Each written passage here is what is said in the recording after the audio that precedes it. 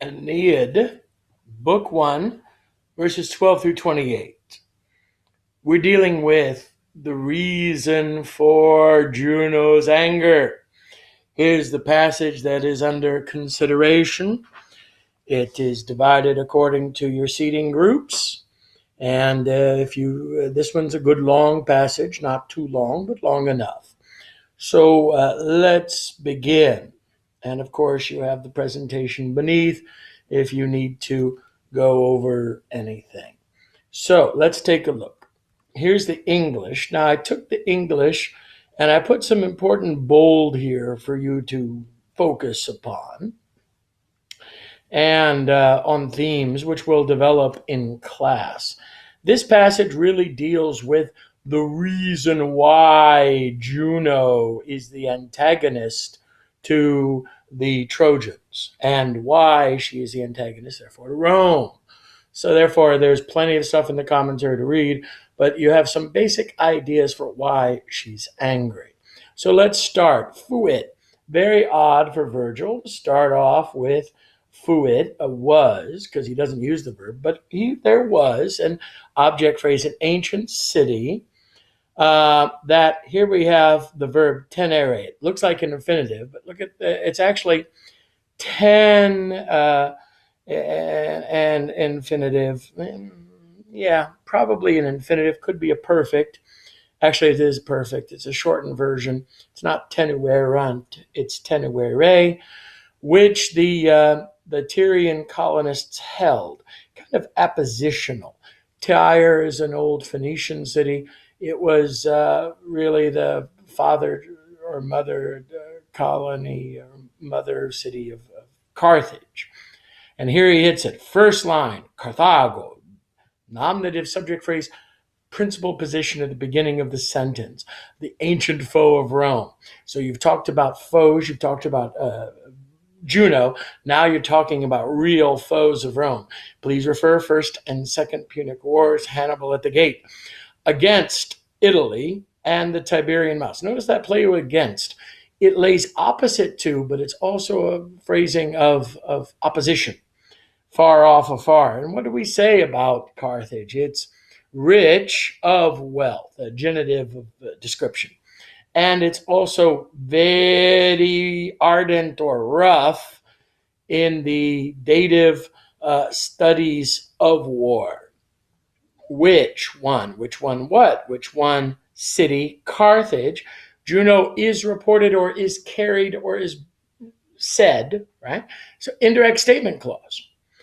So present tense, to have, and sometimes you can, that she has favored it, but you can also say to have favored, adjective, comparative, more. When you see a comparative, you look for the ablative comparison phrase, then all other lands.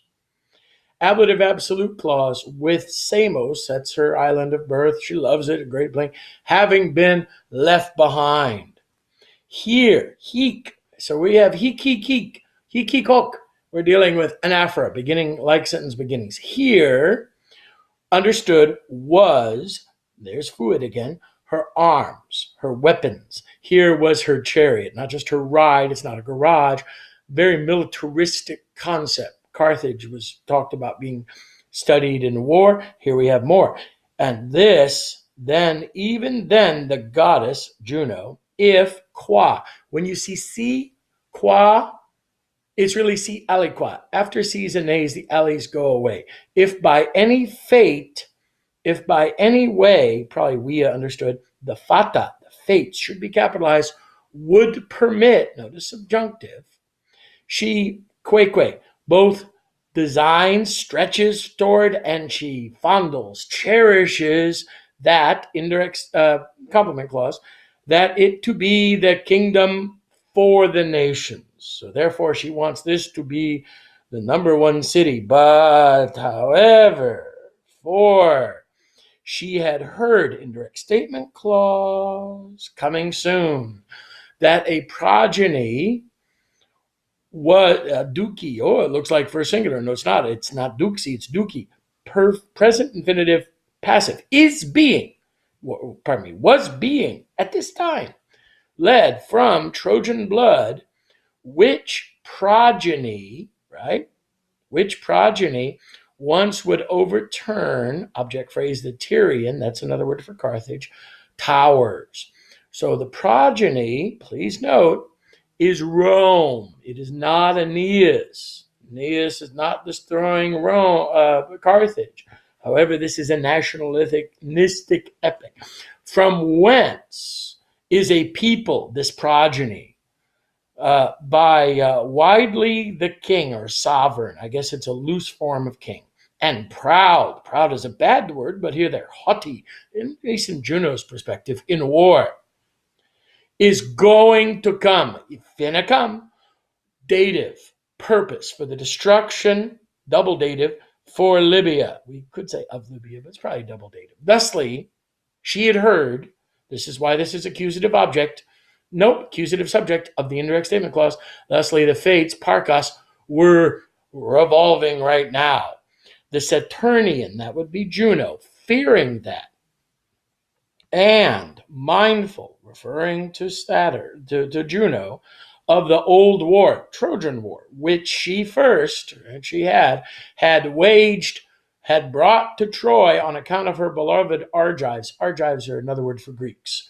So one, first cause, she's upset because she thought she had killed these people before in the Trojan War. Nor even yet, where's your verb, had escaped. What had escaped? The causes of her wrath and her ancient pangs, ancient sorrows had escaped, probably X with the ablative separation phrase, from her mind. And having been reserved. What's reserved? Probably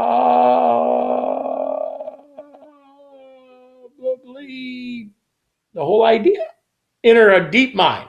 Oh, so she's deep. She got some deep anger. Also remains, put away in her deep mind remains, object phrase, the judgment of Paris, the beauty pageant on Mount Parnassus, when June to the fairest, right? Remember the start of the Trojan War? Comes the apple, and there's the beauty contest between Juno and Venus and Minerva, and they all bribe, and, well, Venus gets the prize because she offers him a woman. So this upset her, though. So she's upset because she had just thought she'd killed these people. And she also remembers her the injury of her slighted form or beauty. And also, she's also really put away in her mind is the hated race. This is a hated race because the Trojans founded off Dardanus. That's why they're called Dardanians. First Trojan ancestor had been born of an illicit affair between Jupiter and some woman. As a result, these are the baby daddy children of the wife. Not a good situation. And of course, also stored away in her deep mind are the honors of stolen Ganymede, or it could also be the stolen honors of Ganymede. Ganymede, little Trojan prince, little young, good-looking boy. Jupiter sees him, and Jupiter, well, these things are kind of flexible. Says, ooh, that's a good-looking boy. So he swoops down as an eagle, and he grabs him, and he therefore puts Ganymede as the cupbearer to the gods. So Ganymede is in charge of serving the beverages. This was before the job for Juno's daughter Hebe. Therefore, this Trojan prince, perhaps a sexual tension, certainly for the Romans and the Greeks, they would have seen that, but also because he stole the honors from Juno's daughter Hebe. So therefore, we have in here in the Aeneid 12 through 28, this reason, this piling up of reasons showing the character of Juno is bitter, angry, and certainly not someone who is the pleasant goddess of childbirth and marriage he is to the Romans. So this is kind of a pre-Roman Juno. And Virgil then sets out the characterization of Juno in wild and powerful detail. Notice who's missing. The guy who's named